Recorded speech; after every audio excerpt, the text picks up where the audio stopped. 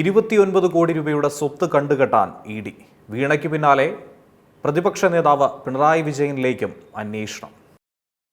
CMRL Exalogic സാമ്പത്തിക ഇടപാട് കേസിൽ അന്വേഷണം നിർണായക ഘട്ടത്തിലേക്ക് കടക്കുകയാണ്. പ്രതികളുമായി ബന്ധപ്പെട്ട 29 കോടി രൂപയുടെ സ്വത്തുക്കൾ താൽക്കാലികമായി കണ്ടുകെട്ടി എൻഫോഴ്സ്മെന്റ് ഡയറക്ടറേറ്റ് സംഘം.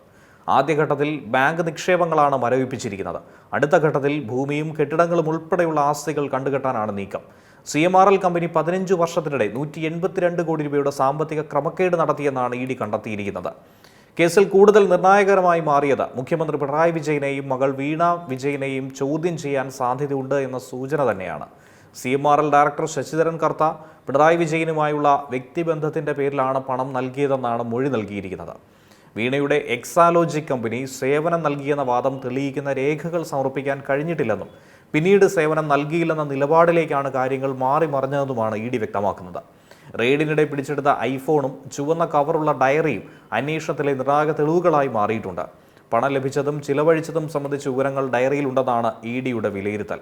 ഫോണിൽ നിന്നും കരാറുകളും ഇമെയിൽ ആശയവിനിമയങ്ങളും സാമ്പത്തിക രേഖകളും കണ്ടെടുത്തതായി അന്വേഷണ സംഘം തന്നെ വ്യക്തമാക്കുന്നു. 45 ലക്ഷം രൂപ ഇൻവോയ്സ് നൽകുന്നതിന് മുൻപേ ലഭിച്ചതും സേവനമില്ലാതെ പണമിടപാട് നടന്നതുമാണ് അന്വേഷണത്തിന്റെ പ്രധാന കേന്ദ്രബിന്ദു. ഇതോടെ മാസപ്പടി കേസ് പുതിയ വഴിത്തിരിവിലേക്ക് കടക്കുകയാണ്. News desk C Malayalam news.